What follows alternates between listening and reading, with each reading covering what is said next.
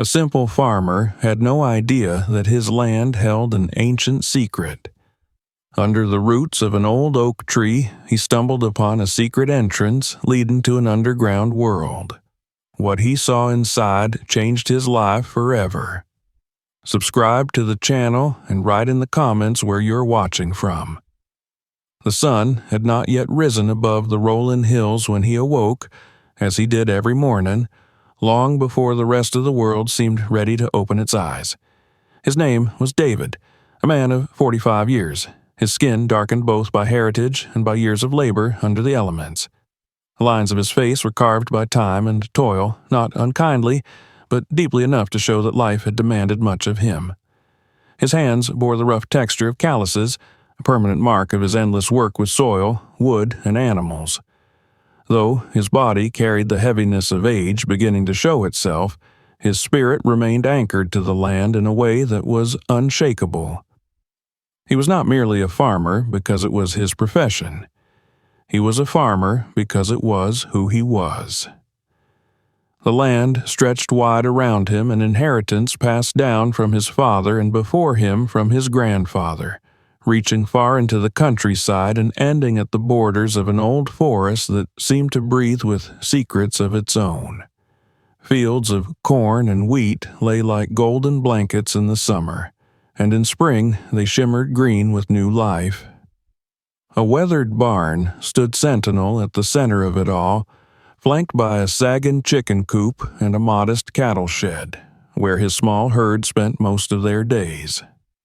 A rusted tractor leaned tiredly against a fence, a relic from another era, but still useful whenever he could coax it into life. The fences themselves bore the scars of time, patched and repatched by David's own hands, and the farmhouse in which he lived, though sturdy, groaned with every strong wind as if to remind him of its age. It was a life of hardship and simplicity. At dawn, he tended to the animals, scattering feed for the chickens, checking on the cows, ensuring that water troughs were filled. As the day stretched, he moved to the fields, guiding his plow, weeding rows, or sometimes spending hours with his tools, repairing what was broken and preserving what was too precious to abandon. The work was endless, and at night he fell into bed with a body aching from exhaustion. Yet there was always a strange satisfaction in his heart, a certainty that this way of living, though difficult, was the most honest way a man could exist. The forest, however, was another matter entirely. It bordered his land like a wall of ancient guardians, its trees towering, its undergrowth dense. Mist often curled between its trunks in the early mornings, giving it a ghostly appearance, and sometimes in the late evenings, when the world grew quiet, David thought he could hear sounds from within, strange echoes that seemed to rise from the ground itself. His father had spoken of the forest in hushed tones, warning him never to wander too deeply. The old man, now long buried in the family plot near the farmhouse, had told stories that the forest held more than deer and foxes. There were places, he said, where the earth was hollow, where roots reached into darkness that men were not meant to disturb. David had always dismissed those stories as folklore, tales woven by his father's imagination or perhaps retold from even older neighbors. Yet sometimes when he stood at the edge of his pasture, gazing into the gloom between the trees, he felt a stirring in his chest, a quiet reminder that perhaps not all stories were born from fantasy.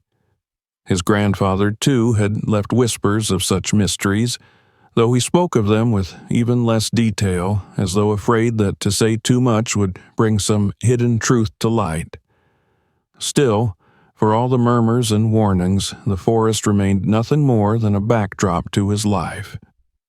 He rarely ventured into it beyond the first few yards, only when cattle strayed too close or when he needed timber for repairs. Yet the old oak trees called to him in a strange, unsettling way. Their roots rose like claws out of the soil, twisting and gripping the ground as if holding on to something deep below. The biggest oak, one that had stood for centuries near the heart of the woodland, had always struck him as different, though he could never say why. Its trunk was impossibly wide, its bark scarred and weathered, and beneath its shade the air felt heavier. As a child, he remembered playing near that oak and once stumbling on a hollow sound when he kicked the earth near its roots. His father had pulled him away, sharply telling him never to dig there, never to disturb what lay beneath. That memory had stayed with him, buried in his mind like a stone under the soil. The seasons turned with little change in his routine. Spring brought planting, summer brought growth, autumn harvest, and winter survival. It was a cycle he had come to depend on, one that gave meaning to the otherwise monotonous years. Yet, somewhere deep inside, David felt that his life, however steady, was lacking something undefined. He could not have named it. Perhaps adventure, perhaps revelation, but the thought came and went like fleeting wind. One evening, as he sat on his porch watching the sun sink behind the trees, the forest seemed darker than usual. The air carried the faint scent of rain, and the rustle of branches sounded almost like whispers.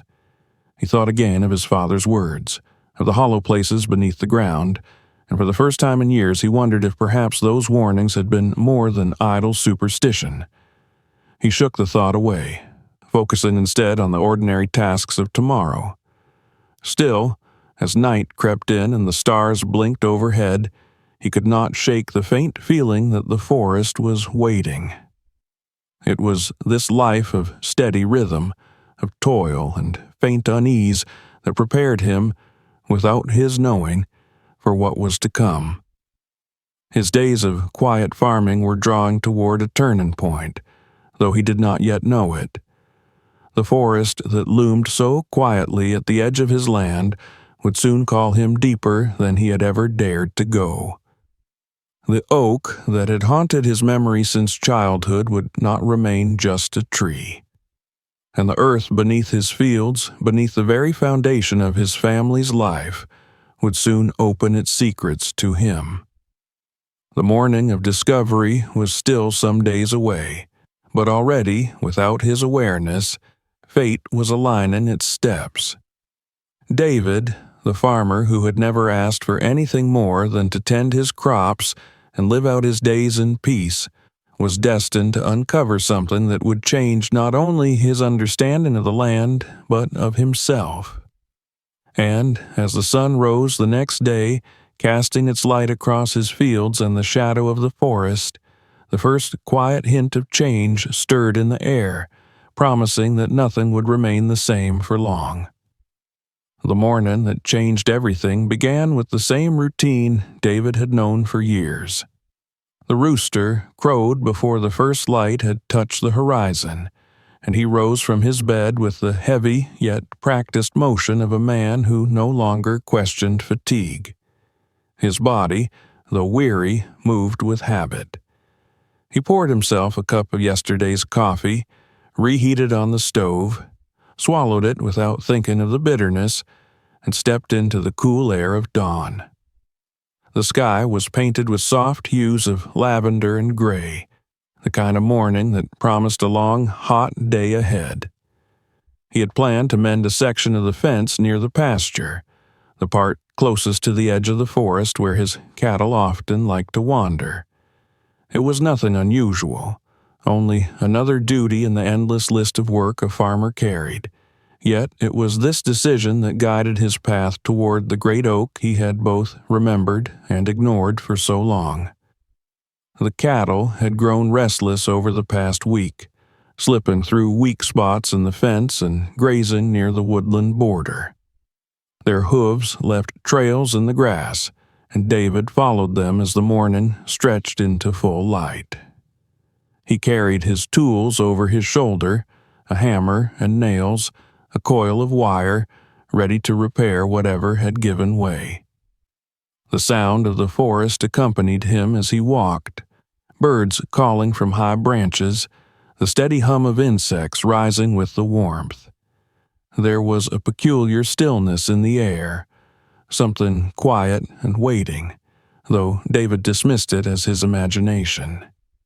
When he reached the far edge of the pasture, he saw where the fence had sagged, the posts leaning outward, the wire slack. Several cows had pressed close to the tree line, their heads bent low as they tugged at the fresh shoots that grew beneath the shade of the first trees. He shooed them back with a firm clap of his hands, guiding them toward the open field.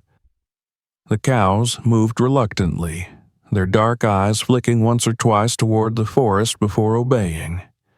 David noticed it, the way they seemed reluctant to turn their backs to the trees, but he thought nothing more of it. As he worked on the fence, hammering nails into wood, pulling the wire taut, his gaze drifted deeper into the woods. The great oak stood farther in, visible even from where he worked. It was an immense figure, its trunk gnarled and scarred by time, its branches spread wide like the arms of a giant. There was something commanding about its presence, as if the forest itself had grown around it and not the other way around. David paused, sweat already glistening on his forehead, and remembered the hollow sound beneath its roots when he had been a boy. That memory rose with surprising clarity, so vivid that for a moment he felt again the hand of his father pulling him back, the stern voice warning him never to dig there.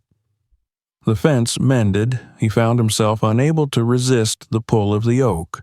He wiped his brow, gathered his tools, and told himself he would only walk far enough to satisfy his curiosity, no further. The cows grazed peacefully now, and the day was still young. The forest floor welcomed him with soft soil, muffled beneath layers of fallen leaves. Shafts of sunlight pierced the canopy, cutting through the cool gloom and highlighting patches of moss and ferns. Every step carried him closer to the oak, and with each step his chest tightened with a strange anticipation he could not explain. When, at last, he stood before the tree, he felt small. Its trunk rose higher than any other around it, its bark ridged and dark, its roots twisting outward like serpents frozen in mid-motion. He circled it slowly, his hand brushing against the rough surface, the memories of childhood warnings heavy in his mind. Near the base, where the roots spread outward and dipped back into the earth, the ground seemed disturbed. The soil had sunken in places, as though weakened from below, and small clumps had broken away, leaving gaps where shadows pooled. David crouched low, pressing his palm to the ground. It was soft, too soft for this part of the forest, as if the earth here had been hollowed out. At first, he thought of animals. Perhaps foxes or badgers had burrowed here, carving their tunnels beneath the roots, yet the opening was too wide, too strange.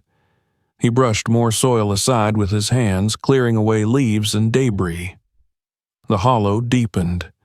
A faint draft rose against his skin, cool and unmistakably from below. His heart quickened. He leaned closer, peering into the darkness, and saw what could only be the faint suggestion of stone beneath the soil. Not rough stone, not the chaotic break of natural rock, but something smoother, something shaped. The realization sent a shiver down his spine. He pushed further, clawing at the earth, pulling away handfuls of damp soil until at last a small gap revealed itself, no larger than his arm at first, but undeniable. He fetched a stick, probing into the hollow, and felt nothing but open space beyond. The draft grew stronger the deeper he dug, carrying with it a scent of dampness and age, the smell of air that had not seen the surface in centuries. His pulse thundered in his ears. This was no animal den. This was something else entirely. He pulled away more earth, widening the hole until he could shine his small pocket flashlight inside. The beam cut into the darkness, revealing a narrow passage that sloped downward between stone walls. He drew in a sharp breath. These were no natural formations. The stones bore marks of deliberate placement, rough-hewn blocks fitted together by hands long gone. For a long moment he knelt there, frozen, his mind reeling. The old stories, the whispered warnings of his father and grandfather, the unease of the neighbors who spoke of hollow places beneath the ground. All of it came rushing back. He had thought them only stories, meant to keep children from straying too far into the woods, but here it was, undeniable proof that something lay hidden beneath his land. David sat back on his heels, his heart pounding. He was no archaeologist, no historian. He was only a farmer, a man who tilled the soil and tended his animals. Yet now he had uncovered something far greater than himself, something that seemed to hum with an ancient presence. He felt a strange mixture of fear and exhilaration, the pull of curiosity stronger than the instinct to turn away.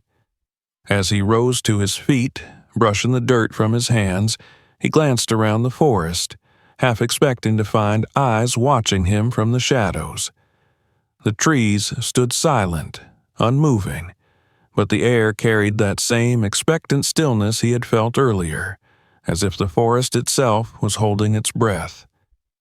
He knew he could not leave it like this. He would return, better prepared, with tools and light. The opening beneath the oak was a doorway to something forgotten, something that had waited centuries for discovery. With the weight of that realization pressing upon him, David made his way back across the field toward the farmhouse. The cattle grazed quietly now, their earlier unease forgotten, but David felt it settle deeper into his bones. He had touched something hidden, brushed against a secret buried in the earth of his ancestors. Whatever lay beneath that oak, it was no ordinary hollow. It was the beginning of a path that would take him far from the life of simple farming he had always known. And though he did not yet understand the scale of it, he sensed with every step back toward his home that his life had already shifted. The land he thought he knew had revealed only a fragment of its truth, and it was a truth that demanded to be followed. The discovery at the oak tree haunted David through the night. He had returned to his farmhouse with soil still under his fingernails, and the echo of that dark opening etched deep into his thoughts. He ate little for supper, barely tasting the food, and sat long after the dishes had grown cold, staring at the window where the black shape of the forest pressed against the fading light. The cows lowed softly in the pasture. The chickens shuffled in their roosts, but the world around him felt changed, as though the simple rhythm of his life had been pierced by something waiting and unseen. When he finally lay down to rest, sleep came in brief, shallow waves. Each time he drifted off, he dreamed of roots curling like fingers around stones, of dark air rising from the ground, and of the hollow voice of his father repeating warnings he had never truly heeded. By dawn, David had already made his decision. He could not leave the hole at the base of the oak unexplored. The thought of ignoring it gnawed at him as if a door had been left ajar in his own home and shadows crept through the crack. He was not a man prone to fanciful ideas, yet something within him urged him onward with a strength he could not deny. This was more than curiosity. It was as though the land itself, his land, demanded that he see what lay beneath. He spent the morning gathering what little equipment he thought necessary. From the barn, he took a sturdy length of rope and an old lantern that still worked when fitted with fresh oil. He stuffed extra matches into his pocket, pulled on thick gloves, and carried with him a small hand shovel.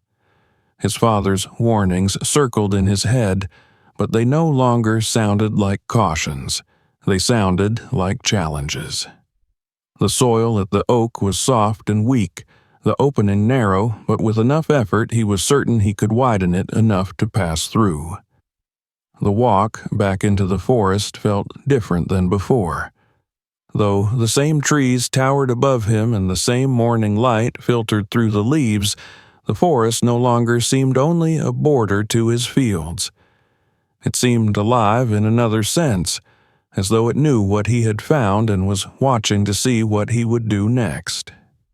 The air was cooler here, carrying with it the scent of moss and damp earth. Each step stirred faint echoes, the rustle of unseen creatures, the whisper of leaves, but none of it shook his resolve. When he reached the oak, he set his tools on the ground and stared at the dark gap beneath its roots. It looked no larger than it had yesterday, but now he saw it for what it truly was, an invitation. He knelt and began to dig, pushing aside clumps of soil, pulling free stones wedged between roots. His gloves grew heavy with dirt, and sweat rolled down his temples as he widened the hollow. The sound of shifting earth and his own breathing filled the silence. With every handful removed, the draft grew stronger, cool and damp against his face, carrying that strange scent of age. Finally, when the hole was large enough for his shoulders, he stopped and sat back, chest heaving. He shone his lantern into the gap. The light caught the outline of rough stone walls, irregular but undeniably shaped by human hands. A narrow corridor sloped downward into darkness, disappearing beyond the lantern's glow. His throat tightened. He hesitated, the weight of centuries pressing against him from below, and then he lowered himself into the opening. The earth closed around him, the roots of the oak forming a tangled arch above his back. He crawled forward on his hands and knees, the lantern swinging before him, throwing wild shadows along the stone walls. The air was cooler now, dense and still, and the sound of the surface world faded until only the scrape of his movements remained. The passage was tighter than he had expected. His shoulders brushed the walls, and in some places he had to pull himself through with effort, his boots scraping against stone. Yet, as he advanced, the corridor gradually widened, the ceiling rising enough that he could crouch instead of crawl. He paused often, breathing hard, listening to the silence. It was not the silence of the open field, where wind and insects always hummed. This was a silence that felt thick, as though the earth itself pressed its weight upon him, muffling everything. He became acutely aware of his heartbeat, of the rasp of his breath, of the occasional drop of water echoing from somewhere unseen. After what felt like a long descent, the passage opened suddenly into a chamber. David stopped at the threshold, lifting his lantern high. The flickering light revealed a small room, carved roughly from the rock. The ceiling hung low, forcing him to stoop, and the walls bore marks of chisels, grooves, and cuts that confirmed what he already suspected. This was no natural hollow. It had been built.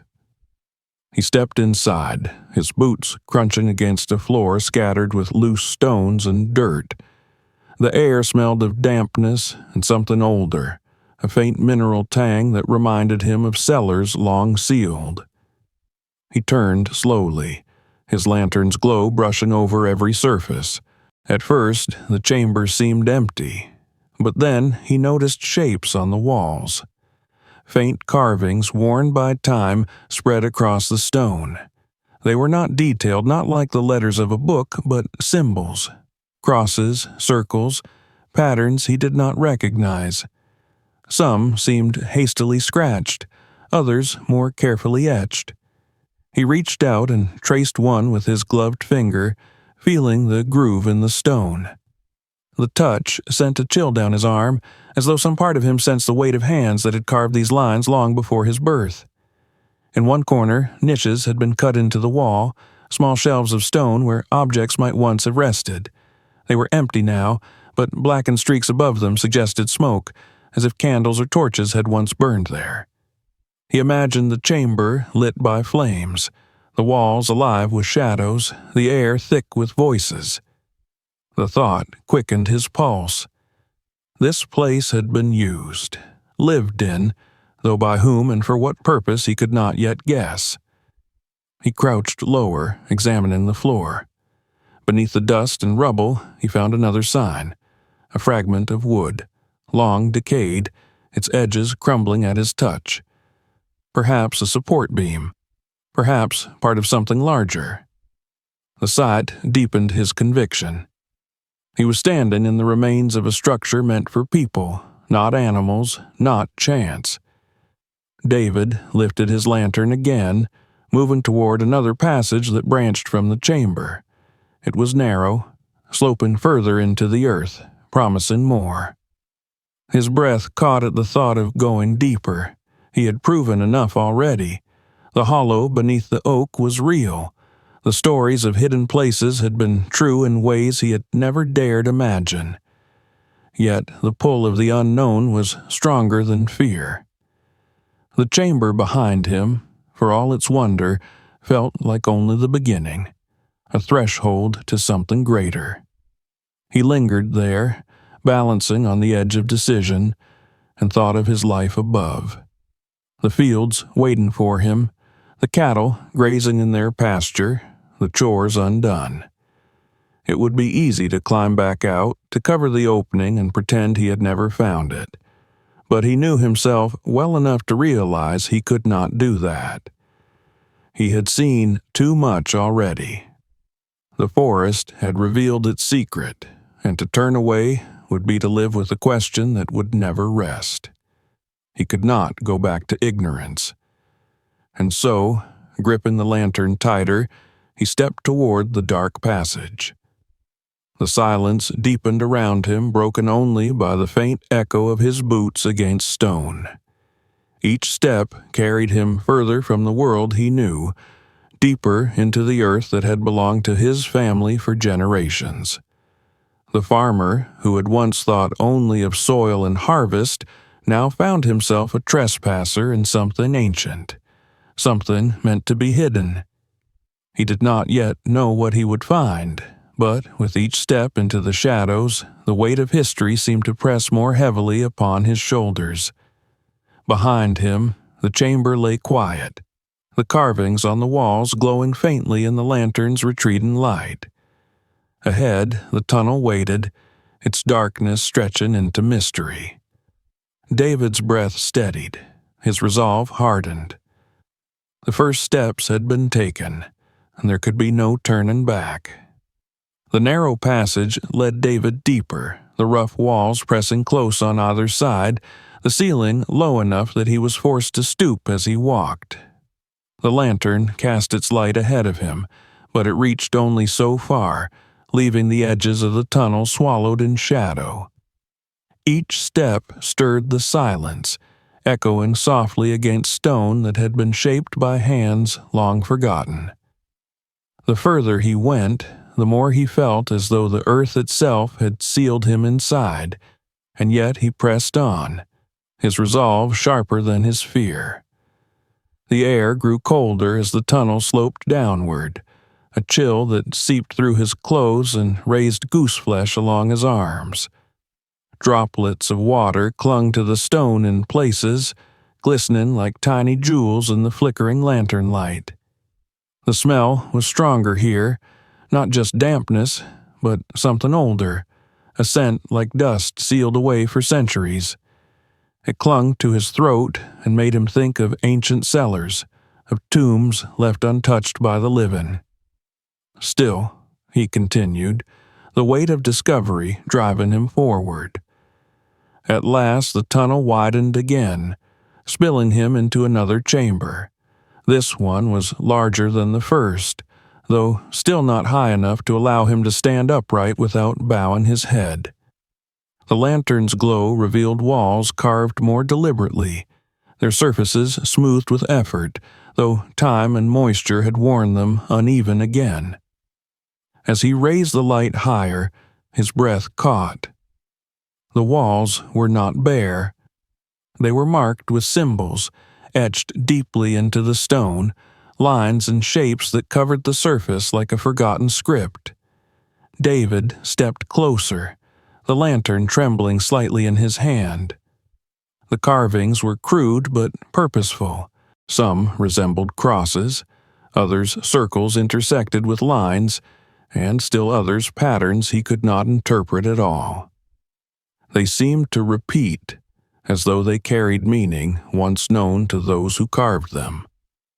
His fingers hovered above the stone before he let them touch, tracing the grooves cut into the rock. The sensation unsettled him.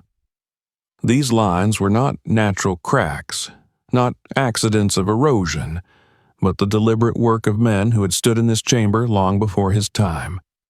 The thought that he now stood where they had stood filled him with awe and unease in equal measure.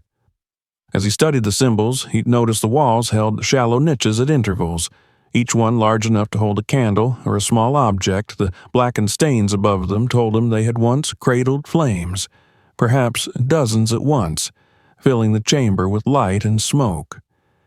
He imagined the place alive with flickering shadows, figures gathered in the dimness, their faces obscured as they chanted words he could not hear. The silence of the chamber now seemed heavier for it, as if those voices still lingered in the stone, waiting to be heard again. David knelt near the floor where fragments of debris had collected. Among the dust and small stones, he saw pieces that were different, unnatural in their form. A splinter of wood crumbled in his gloved hand, soft with age, perhaps a shard of a beam or a door long rotted away. Nearby, he found what looked like the base of a clay vessel, broken and worn smooth by time. He held it close to the lantern, marveling at the faint curve of its surface, the edge of a shape that once served a purpose now lost to memory. These were not random remains. They were the evidence of life, of use, of men who had filled this place with presence and intent. A shiver ran through him as he set the fragment back upon the ground. He was trespassing in history. Every detail of the chamber spoke of design, of gatherings that had occurred here for reasons he could only guess at. Was it a refuge for the hunted, a meeting place for a secret brotherhood, or something more sacred, more ritualistic? He remembered the whispers of the elders, stories of hidden societies and rites held deep beneath the earth. At the time, he had dismissed them as superstition. Now, standing in this chamber, surrounded by markings and remnants, he was not so certain. The silence pressed in on him, thick and unbroken, until even the crackle of the lantern flame seemed too loud. He could almost imagine that the chamber watched him, that the very stones were aware of his presence. His father's voice returned to him then, not as a warning, but as a memory of authority, the way he had gripped his son's shoulder and told him to stay away from these woods. It no longer sounded like the caution of a parent trying to keep a child from harm. It sounded like knowledge, as if his father had understood something about this place and wanted to keep it buried. David rose slowly, lifting the lantern higher, and saw another passage at the far side of the chamber. It was narrower than the one he had entered, but its edges bore the same marks of chisels, the same grooves carved by purposeful hands. The air seemed colder there, the darkness deeper. He hesitated, torn between the instinct to retreat and the compulsion to know more. His life had been built on soil and harvest, on the practical needs of survival, yet here he stood, drawn forward by mysteries he could not ignore. The thought of leaving and sealing the opening behind him crossed his mind again, but it was hollow, impossible. He could not walk away from what he had seen. Already his farm, his fields, the familiar rhythm of his days felt distant, like a world he had left behind when he first stepped beneath the roots of the oak. He was not only a farmer now, he was a witness to something hidden, something waiting to be revealed. He lowered his lantern toward the next passage and drew in a steadying breath. His boots scraped against the stone floor as he stepped forward, the carvings on the walls fading into shadow behind him. Whatever lay ahead, he knew it would draw him further into the depths, further into the heart of the secret buried beneath his land. The chamber fell silent once more as he left it, its symbols unseen in the dark, yet their presence lingered in his mind. The past was not gone. It was here, alive in stone and symbol, whispering through the silence, waiting for him to listen. And so he moved onward, deeper into the earth, carrying the weight of those traces with him, knowing that the journey he had begun could not be undone. The land he thought he had known all his life was revealing itself piece by piece, and with every step he was drawn closer to the truth that had waited centuries in the shadows. The new passage narrowed around David, its walls pressing closer as though reluctant to allow him through. He carried the lantern before him, its glow quivering across the stone, and as he walked he could not shake the weight of the carvings he had left behind. The images of crosses, circles, and strange marks filled his mind, and each echoing step seemed to carry with it a question he could not yet answer. His boots scraped softly on the uneven ground, the sound swallowed almost instantly by the heavy silence. There was something about this silence that no longer felt natural. It seemed expectant, as if the very earth listened for what he might do next. He thought of the symbols and the niches blackened with smoke, of the way the chamber had seemed alive when he imagined it lit with torches and filled with men whose faces he would never know. The idea pressed him to remember, and memory came with unexpected force. He recalled evenings when he had sat at his father's feet, listening to the old man's voice as it carried stories passed down from his own father before him. They had spoken of the forest as a place not to be trusted, a place where roots hid secrets older than the farms that now bordered it. His father had told him of hidden halls beneath the ground, places carved by men who wished never to be found. At the time, David had laughed, a boy too young to take such warnings seriously, yet even then he had seen the seriousness in his father's eyes. Now, walking deeper into the bowels of the earth, he realized the old man had spoken with knowledge, not imagination. These passages were not accidents of nature. They were the remnants of purpose, of people who had chosen secrecy above the light of day. The air thickened as he descended, damp and carrying with it a faint metallic taste. Drops of water clung to the ceiling and fell occasionally, the sound startling against the quiet. David paused often, letting the silence settle again, listening as though the past itself might speak. It was during these pauses that the stories came back to him in fragments, woven together from the voices of his father and grandfather. There had been talk of fugitives once, of men escaping persecution who had burrowed deep into the ground to hide from their hunters. Some said these were escaped slaves who had built shelters where no one would find them. Others whispered of persecuted sects who carried their faith into the dark earth, carving out temples where they could pray in secret. The stories never agreed, but all carried the same warning, that the forest-guarded places meant to remain hidden. He remembered the way the old men at the general store used to mutter when the forest was mentioned. Their eyes had darted to one another, and their voices had dropped as though the trees themselves could overhear them. They spoke of lights seen between the trunks at night, of chanting that rose from the ground when the wind carried right. David had always dismissed it as drunken talk, the product of men with too much time and too many stories. Yet now, with stone beneath his hands and the carved symbols of a forgotten people still fresh in his mind, he began to wonder if those tales had been closer to truth than he had believed. The tunnel opened suddenly into another space, smaller than the chamber before, but no less unsettling. The lantern's glow revealed low benches carved into the stone along the walls, their surfaces worn smooth. He imagined men sitting there, their heads bowed, perhaps in council, perhaps in ritual. At the center of the floor, a shallow depression had been cut into the rock, its purpose unknown. He crouched beside it, running his hand along the edge, and shivered at the thought of what it might once have held.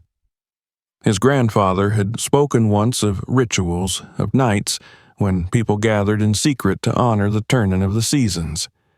There had been mention of fires lit underground, of sacrifices offered not to gods, but to memory, to the ancestors who had gone before. David had laughed then, too, yet here he was, staring at a hollow in the stone that seemed perfectly shaped for such a purpose. The line between myth and truth blurred, and the air around him felt heavier for it. He rose slowly, his breath clouding in the chill.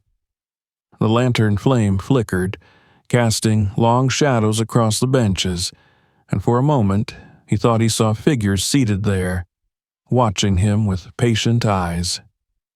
He blinked hard, and the shadows returned to stillness, but the impression lingered.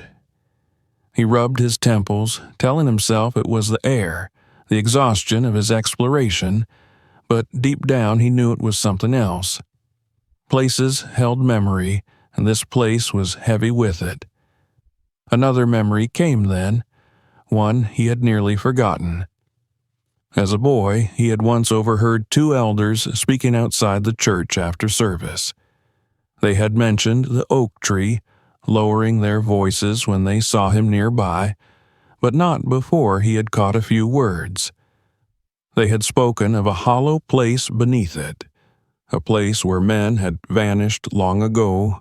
One had claimed the ground itself swallowed them, leaving no trace. At the time, he had thought it a frightening tale told to keep children close to home, but now the words echoed in his ears with unsettling clarity. The lantern hissed softly as he refilled it with oil from the small flask he carried. He held the light higher, studying the walls of the chamber once more. More carvings adorned them here, though these were different from before. He traced one with his finger, a spiral surrounded by crude figures that might have been men or might have been nothing at all. He wondered if these symbols had once told a story, if together they formed a language long forgotten. What if they were instructions, warnings, or prayers? The thought unsettled him, for he could not know if he was meant to understand them or to fear them. The benches, the hollow, the carvings, each piece added to the sense that he was trespassing on ground meant for others. His land, the soil he had tended all his life, held within it a history he had never been told, a story whispered only in rumors and legends. Now he was walking through the evidence of it, the weight of those old tales pressing heavier with every step. He turned toward another passage, its mouth yawning dark at the far side of the chamber. The stories circled in his mind as he approached, the voices of his father, his grandfather, the neighbors, all mingling into a chorus of warnings. He remembered his father's hand gripping his shoulder, the sharp command never to dig beneath the oak. He understood now that it had not been fear of collapse or danger of animals. It had been knowledge that something waited below, something his family had chosen to leave untouched. Yet he had touched it. He had walked where they had not, and with every step deeper he felt less like a farmer and more like a man drawn into a tale older than himself. The legends were no longer only words. They were walls, symbols, benches, chambers. They were real. And as he stepped into the next passage, the darkness swallowing him once more, he understood that he had become part of them. The passage narrowed again, its walls slick with moisture that glistened faintly in the glow of David's lantern. The air grew colder still, and the weight of the earth pressing above him seemed heavier than ever. Each step into the darkness carried him further from the safety of the world he knew, yet he felt no urge to turn back. The stories that had once seemed like mere warnings or folklore now moved with him, alive in every curve of stone and every whisper of stale air. The benches and carvings he had just left behind haunted his thoughts, their mystery gnawing at him, urging him to keep searching for answers. He moved slowly, one hand brushing the damp wall for balance, the other gripping the lantern tightly. The light danced across the stone, revealing grooves that told of chisels biting deep long ago. There was no question now. Men had worked these tunnels, not nature, and the deeper he descended, the clearer it became that this had not been done in haste. The cuts were deliberate, the architecture purposeful. Whoever built these halls had intended them to last. After what felt like an endless descent, the passage opened abruptly into a vast chamber that dwarfed the others he had seen. David froze at the threshold, his breath caught in his throat. The lantern's flame quivered, its circle of light barely touching the enormity of the space. He stepped inside slowly, his boots crunching against the stone floor, and raised the lantern high. Shadows leapt across the room, revealing towering columns that rose from the ground to the ceiling, carved from the same stone as the walls. They were not perfectly smooth, but their form was unmistakable. Supports meant to hold the weight of the world above. The scale of it stunned him. This was no mere shelter, no hurried hideaway. This was a hall built with vision, with intent. The low ceilings of the previous passages gave way here to a space that, while still underground, carried a sense of grandeur. The roof was low enough that a tall man would have to stoop, yet the breadth of the chamber gave it majesty. His light swept over more carvings, these larger and more intricate spirals and intersecting lines that gave the impression of patterns meant to be read. He did not understand them, but he felt the gravity of their presence. David moved toward one of the columns, running his gloved hand along its surface. The stone was cold and damp, but the grooves were sharp enough that he imagined the echo of hammer strikes still vibrating within. He tried to picture the men who had labored here, deep underground with only firelight to guide them, their sweat mixing with the dust of the stone. How many of them had worked to create such a place, and for what purpose? The questions pressed against him like the shadows themselves. At the far end of the hall, his lantern revealed more than carvings. Scattered across the floor were remnants, small, fragile pieces of a world long gone. David crouched low, examining the debris. Shards of pottery lay half buried in the dust, their curved edges catching the light. Some were blackened, as if by fire. Near them, he found the rusted outline of what might once have been iron, a clasp or a hinge, its form eaten away by centuries. He picked it up carefully, but it disintegrated between his fingers, falling back to the floor as powder. He drew back sharply, his breath quickening. These were not just stories anymore. These were artifacts, proof that life had once filled these halls. He turned to his left and saw along the wall faint impressions that resembled alcoves, shallow recesses carved as if to store objects or perhaps to hold offerings. A few still bore fragments of wood, so brittle they seemed ready to vanish at a breath. Above them, streaks of soot marked where torches must have burned. The thought came to him unbidden. Men had stood here, men had gathered, speaking words that echoed from these very stones. The hall was not just a structure. It had been alive with voices, with ritual, with purpose.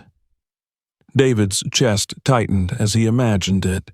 The great chamber lit by firelight, the columns casting long shadows, the carvings glowing an orange flicker. He could almost hear the murmur of men speaking in hushed tones, feel the solemn weight of whatever business they conducted here. Was it worship? Was it secrecy? His mind searched for explanations, but the answers slipped away, leaving only the awareness that he was intruding on something larger than himself. He rose and walked slowly to the center of the chamber. There, the floor bore another hollow, deeper and more deliberate than the one he had seen in the smaller room. Its shape was circular, its edges smooth. He knelt and brushed the dust away, tracing the outline with his gloved hand. The depression seemed designed to hold something, though what that might be he could not guess. The image of ritual returned to him. Fires, offerings, perhaps even sacrifices. He shivered, not from the cold, but from the weight of imagining what had transpired here centuries ago. The lantern flickered again, casting a wavering glow that seemed to animate the carvings along the walls. For a heartbeat, David thought they moved, the spirals shifting, the figures bending, but he blinked and the illusion vanished. Still, the sense of presence remained. This was not an abandoned place. It was a hall that carried memory, one that had soaked the essence of those who once filled it. He felt them around him, not in sight, but in impression. A crowd long dead, but not silent. His breath grew shallow, and he forced himself to steady it. He reminded himself that he was a man of the present, a farmer whose world was soil and harvest, not the mysteries of forgotten halls. Yet deep down, he knew the truth. He was no longer only a farmer. He had stepped into a current of history that demanded recognition. The legends had spoken of such places, and now he stood within one. His family's land was not just farmland.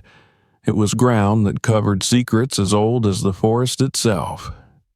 David walked to one of the far corners of the hall and found more remnants. Pieces of bone, small and scattered, lay half buried beneath the dust. He froze, staring at them, his mind racing. They might have belonged to animals, used in ritual feasts, or they might have been human. He could not know, and the uncertainty weighed on him.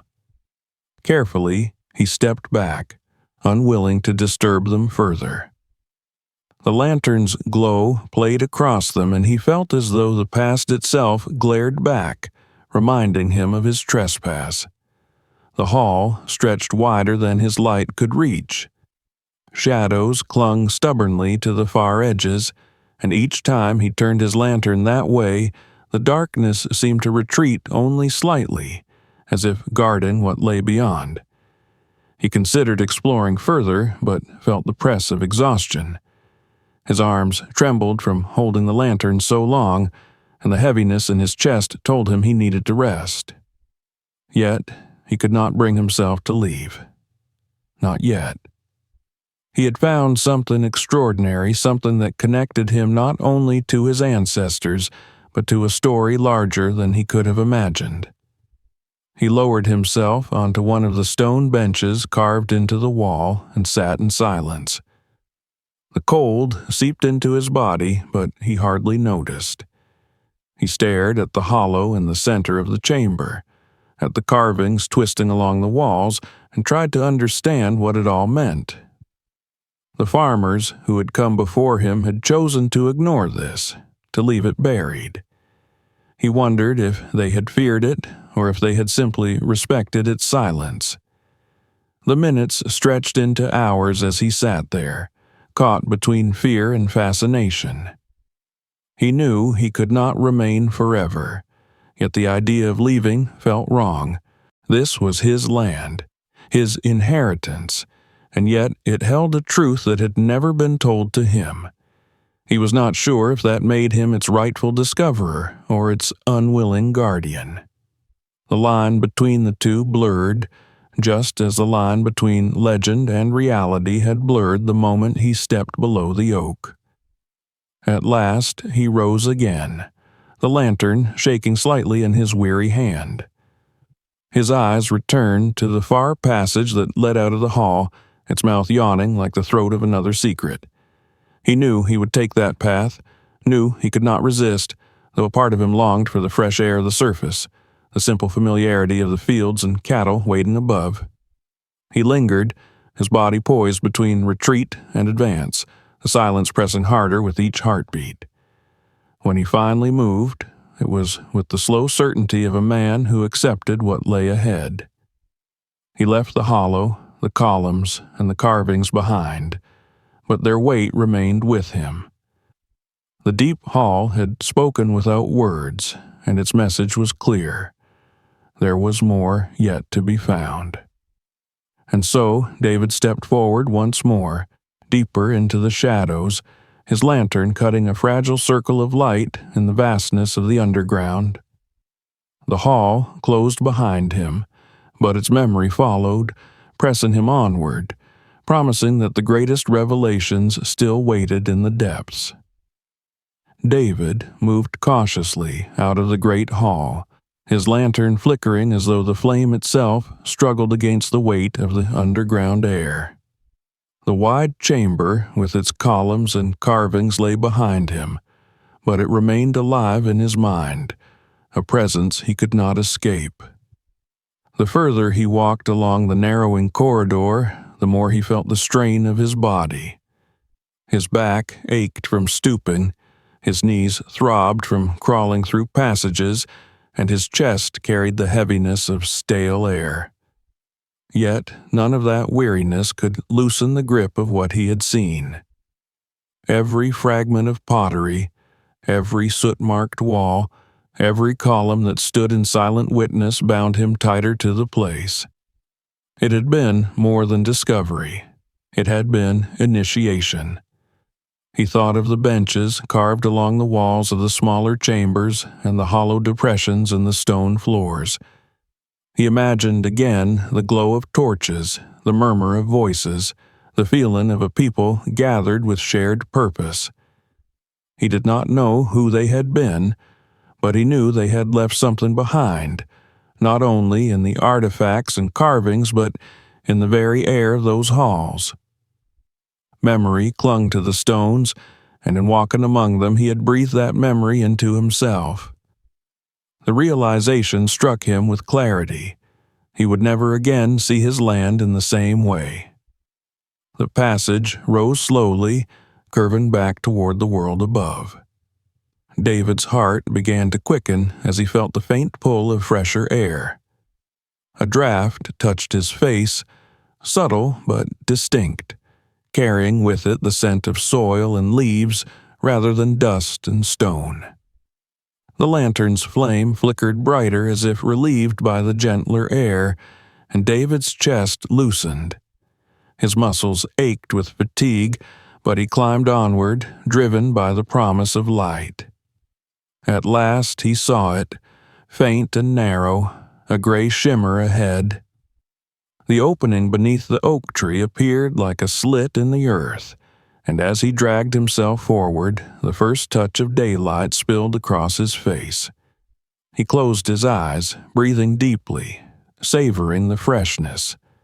Then, with one final push, he emerged from the hole, his shoulders scraping against the roots, his boots sinking into the damp soil of the forest floor. He stood unsteadily, lifting the lantern once more, though it was no longer needed, and blinked against the sudden brightness of day. The forest stretched around him, unchanged, as if nothing unusual had occurred. Birds called from the branches, leaves rustled gently, and sunlight dappled across the ground. Yet, to David, it felt different. The oak loomed above him, its roots tangled like the fingers of some great hand still gripping the secret below. He wiped the dirt from his face, his heart hammering with the knowledge that he alone now carried. The world above had continued untouched, but he had stepped into another world beneath it, a hidden one that few had ever seen. He sat at the base of the oak, staring at the opening he had uncovered. He thought of his father and grandfather, of the warnings that had shaped his childhood. They had known something, or at least suspected it. Perhaps they had never entered the hollow, but they had lived in its shadow all the same, content to leave the past buried. David realized that by going below, he had broken that unspoken pact. He had become the bridge between the world above and the world beneath, and it was a role he had not chosen but could not refuse. His mind turned to the question of what to do next. Should he tell anyone of his discovery? Should he bring scholars or archaeologists to see the carvings, the alcoves, the remnants of lives long vanished? The idea tempted him, for he knew the halls below were of great significance, a treasure not of gold but of history. Yet another thought pressed harder against him, the sense of intrusion, of trespassing into a place that had been deliberately hidden. To expose it would be to strip it of its silence, to let strangers trample through the chambers where shadows of the past still lingered. He rose and paced slowly, his boots crushing leaves and twigs.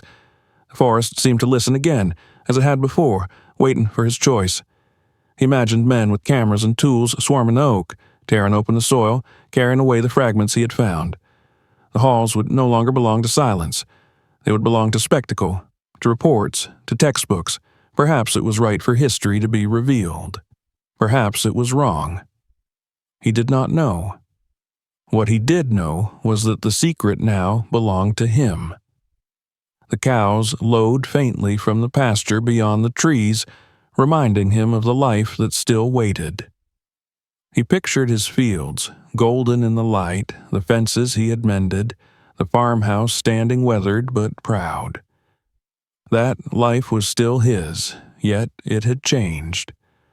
The rhythm of planting and harvesting, of caring for animals would continue, but now it would be accompanied by the knowledge of what lay beneath. Every furrow he plowed, every step across his land, would echo with the awareness that history slept below his boots. David returned to the farmhouse slowly, his clothes streaked with dirt, his lantern swinging in his hand though it no longer burned. The cattle turned their heads as he passed, chewing calmly, as though nothing in their world had altered. Yet he felt the shift in himself. He was not the same man who had walked into the forest that morning. He was a man who had touched the past, who had seen the remnants of lives no one else remembered. He had become, whether he wished it or not, a guardian of that knowledge. In the days that followed, he carried on with his work as he always had. He rose with the sun, fed the animals, tended the fields. Yet, each evening, when the chores were done and the light began to fade, he found himself drawn back to the oak. He stood beneath its branches, staring at the dark mouth beneath its roots, feeling both fear and reverence. Sometimes he crouched and listened, as though the earth might whisper again. Sometimes he pressed his hand to the bark, wondering if the tree itself had drunk the secrets of those who built the halls below. The choice of whether to share the discovery remained with him, and though the temptation lingered, he felt a stronger pull toward silence. He told no one. Not yet. It was not secrecy born of selfishness, but of respect. He felt that the halls were not ready to be disturbed, that the world above was not yet prepared to understand them. For now, he would be their keeper, the lone witness to their presence. Perhaps one day he would tell the story. Perhaps one day he would lead others into the shadows. But until then, the halls would remain as they had always been, hidden, patient, eternal. As summer gave way to autumn and the fields ripened for harvest, David found that his work felt different. The soil beneath his hands no longer seemed only soil. It felt like the surface of something vast and unseen. The wind that rustled through the corn whispered with echoes of the underground air. The stars above his farmhouse shone with the same mystery that had glowed in the carvings on the stone walls. Everything was connected now, the past and the present, the seen and the hidden. His life was no longer only about survival. It was about guardianship, about carrying a truth that bound him to the land in ways deeper than roots. On certain nights he dreamed of the halls, vivid dreams where the torches were lit and men filled the benches, their faces hidden by shadow. He stood among them, both a stranger and a participant, as if the stone itself had accepted him into its memory. He woke from those dreams with sweat on his brow and the strange comfort of knowing that he was part of something larger than himself. And so David lived on, a farmer still, but also a keeper of secrets. His land was not just fields and fences. It was a bridge between worlds, a surface covering a labyrinth of history. He carried the burden alone, yet he did not feel crushed by it. Instead, he felt strengthened, as though the weight of the past had given him new purpose. The oak stood firm in the forest, its roots tangled in silence, its shadow stretching across the ground like a reminder. Beneath it, the halls waited, unchanged, holding their mysteries in the stillness of stone. And above, David moved through his days with a new awareness, no longer blind to the depth of the land he called his own. His life had changed forever, not in the work of his hands or the pattern of his days, but in the knowledge that he walked on ground that breathed with the whispers of forgotten men. He had gone below and returned, and in doing so he had stepped out of the simple story of a farmer and into the unending story of the earth itself. He was no longer just a man of the fields. He was the guardian of a secret, the silent heir to legends and the bridge between past and present. And though no one else knew, though the world continued in ignorance, David felt at peace with his place. He would walk his land, tend his crops, and live his days knowing that beneath every step lay the halls of history, waiting, eternal, and his to remember. Don't forget to subscribe so you never miss the next unbelievable story. Click now to watch the next video that will shock you even more and explore our other incredible stories waiting for you. And if this one amazed you, share it with your friends. Let them discover the secret too.